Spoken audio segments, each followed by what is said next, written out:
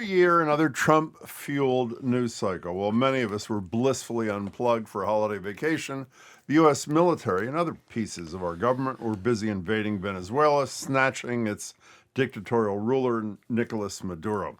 On Saturday, Trump announced the move and repeatedly kept what, at least to me, appears to be his real goal front and center. As everyone knows, the oil business in Venezuela has been a bust, a total bust. They were pumping almost nothing by comparison to what they could have been pumping. In addition, Venezuela unilaterally seized and sold American oil. They took all of our property. It was our property.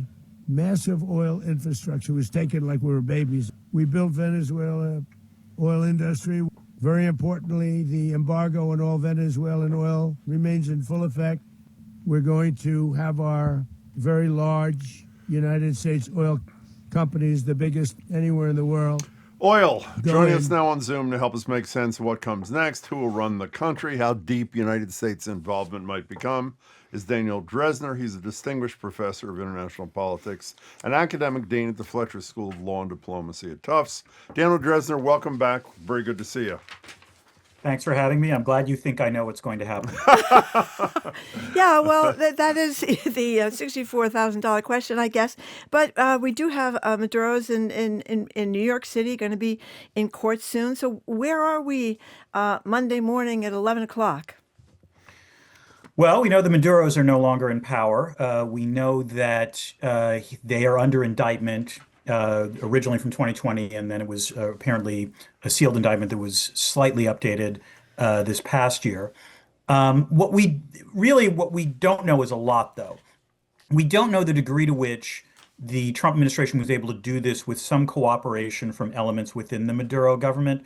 I mean, whatever you think of this, tactically, the fact that it was done without any loss of American life, although there was loss of other lives, is rather extraordinary. It strongly suggests that there were elements within the regime that were willing to be somewhat more pliant on this. There's been conflicting stories about whether or not Venezuela's new acting president, Rodriguez, I think, is, negotiated with the Trump administration or not. And there's been conflicting stories about the degree to which she has been in contact with Secretary of State Marco Rubio. Trump implied on Saturday that they'd had a long conversation. She was more belligerent after that. And I think the most obvious thing that's unclear is who actually is going to run Venezuela going forward. It seems obvious that what the Trump administration is hoping is that they can just sort of clear their throat every once in a while and cause the regime to do whatever it is that they want to do. And having snatched Maduro and his wife, you could see why there might actually be some deterrent effect there. But it remains to be seen whether this will actually be the case. It's also worth remembering there is a Nobel Peace Prize winner in the opposition who wants to take over. But honestly, I've seen reports suggesting that the reason Trump doesn't necessarily want her to take over is because she won the Nobel Peace Prize that Donald Trump so desperately covets. Wait, by the way, when she won the Nobel Peace Prize, Marjorie and I were talking about this over the weekend, she went out of her way to thank Donald Trump. And the first words not first words, but among the words he uttered in this rambling, incoherent address the other day over the weekend about Venezuela was that she is not respected back home, even though her party won the election and she won the Nobel Peace Prize. She was praising him all over the place, big time, and it seems to have done her absolutely no good. So can we get back to this, who's running? So Trump said repeatedly that we, the United States, are running this country. Marco Rubio went out of his way on the Sunday shows to say, no, we're running the policy, meaning that we're going to use oil as leverage to ensure their outcomes. If running the country means what normal people think running the country is, you actually do it. How does one do that without having United States troops on the ground, which Trump sort of blithely seemed to suggest was okay with him? Clearly, what Trump is hoping is that the audacity of what happened over the weekend, the fact that U.S. forces were able to get in, get Maduro, take him out, it shows evidence of a variety of things. First, that there were significant intelligence assets by the United States in the country, so they know what's going on. Second, that the Venezuelan military might seem more like a paper tiger, perhaps, than previously had been thought. I think what Trump is hoping is that he can literally govern Venezuela by tweet. In other words, that the very act of this sort of demonstration effect of getting Maduro and his wife out of the country, he hopes that he can therefore just say, do something else. Otherwise, we are going to have to go in again and get Delcy Rodriguez, who's the acting president, or someone else.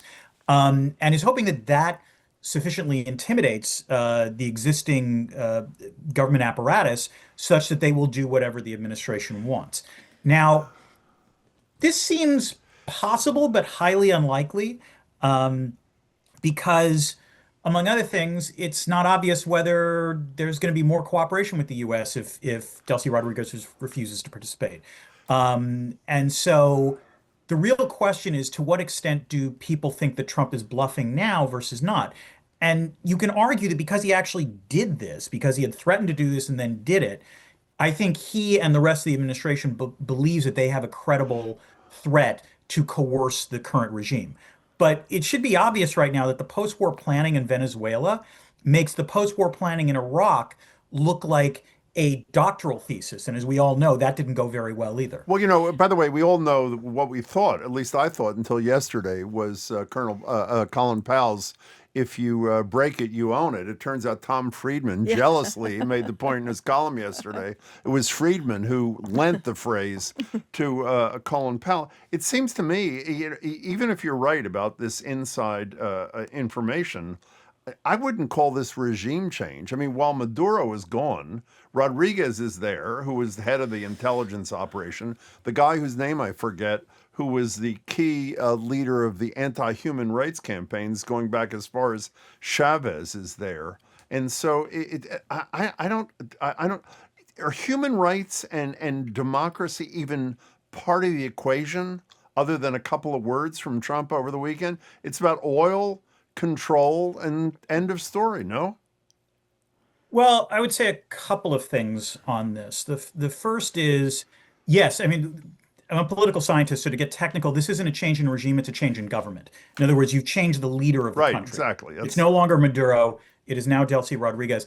But the entire Chavista regime still appears to be in existence. And the interesting question is, are they going to go for regime change, or are they hoping that they can basically work with this government to secure what they want? And this goes to the second point, and this is the part where I think it's legitimately and clear. You're Daniel, we're losing you for a second Trump here. We have did this because of the oil. Can you go back about a sentence or two? You were buffering. And I'm not necessarily going to disagree, because anyone who listens, come to the same conclusion. Oh, sorry. Yeah. Go Anyone back a sentence or two, if you don't mind. Anyone who's listening to Trump's Saturday press conference? Yeah. Oh, okay. What I would say is that the sorry, Go wherever you want to go. Go ahead. Just keep going. It's yeah, fine. yeah. What I would say is that it was you were talking about whether or not Trump did this just because of the oil, and Trump clearly believes that he did it because of the oil. I mean, that came through loud and clear in the Saturday press conference.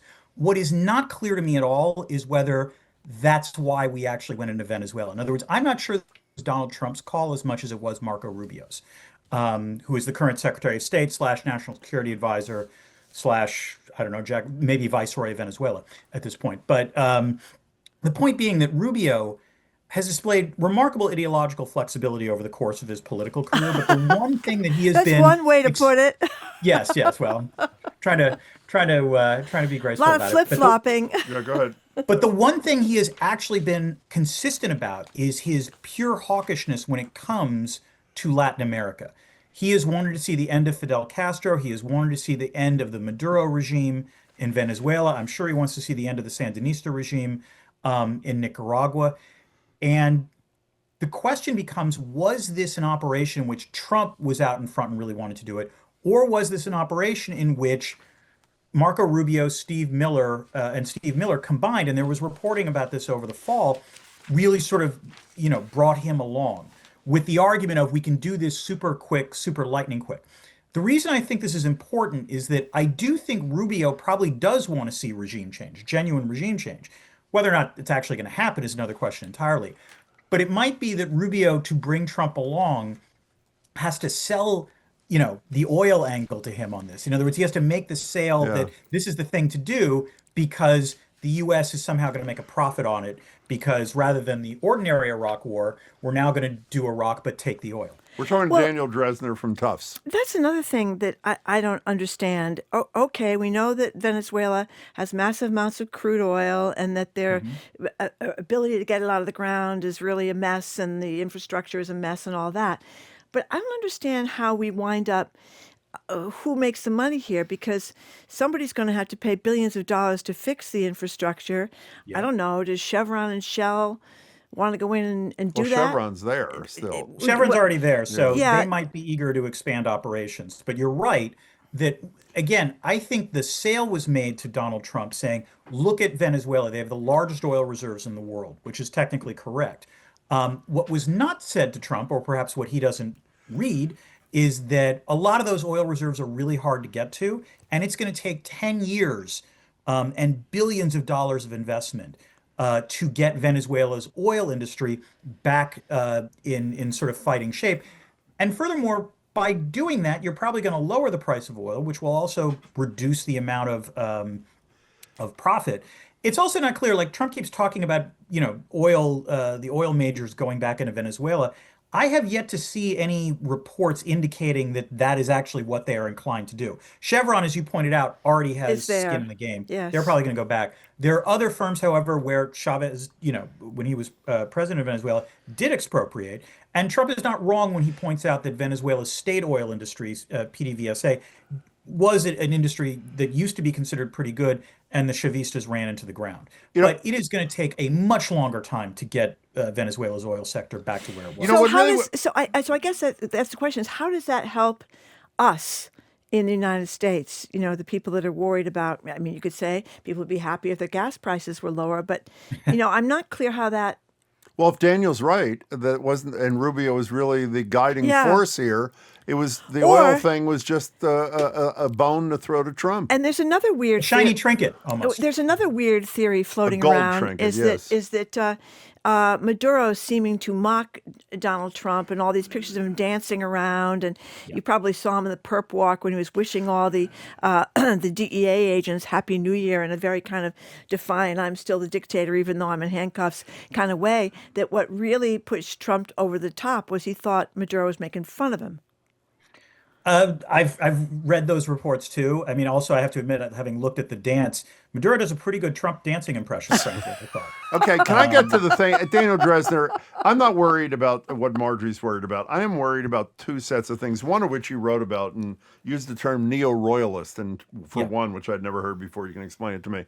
Two things I'm worried about are, one, that it basically says to President Xi, you can do the same thing in Taiwan, and it's going to be a little hard for us to explain the difference. And you, President Putin, can attempt to do the same thing in Ukraine. That's on one part of the world. The other part of the world is in the last, since Saturday morning, Cuba, Colombia, Mexico have all been mentioned as evil-doing states.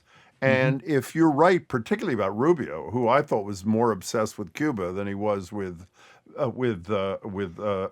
Venezuela, are either of those fears on my part exaggerated, or are they real?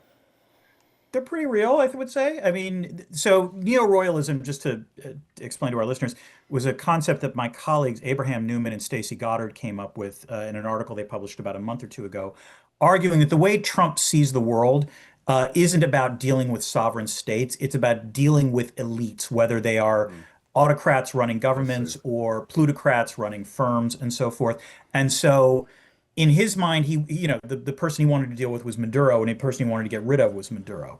And this also means that essentially, if he can sort of create this cabal of elites whereby they can sort of divvy up the world's assets in the sort of spheres of influence structure that we talked about when I was on last time about the national security strategy, the idea is that if Trump gets to do what he wants in the Western Hemisphere, the quid pro quo for that would be that China gets to do what it wants within its sphere of influence, and Russia gets to do what it wants within its sphere of influence. We will see how this plays out, obviously.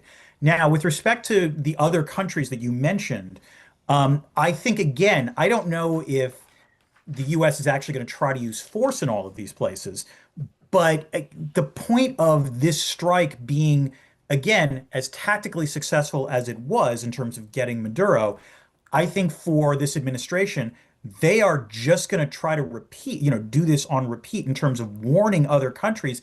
If you cross us, look what we did in Venezuela. We can potentially do this to you. By the way, not just as you said, Colombia, Mexico, and Cuba. You've also seen them start talking about Greenland again, Greenland, I forgot Greenland. which is another one. And in some of these cases, the U.S. military probably could de facto actually do it.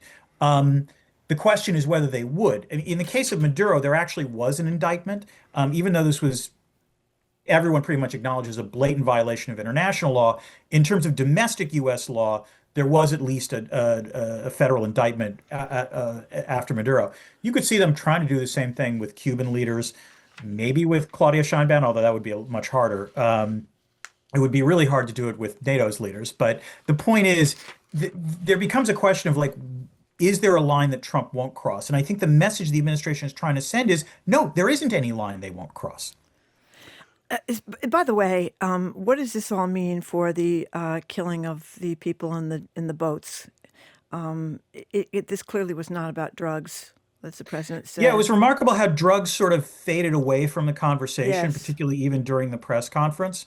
Like I think it was mentioned once or twice, and not really after that.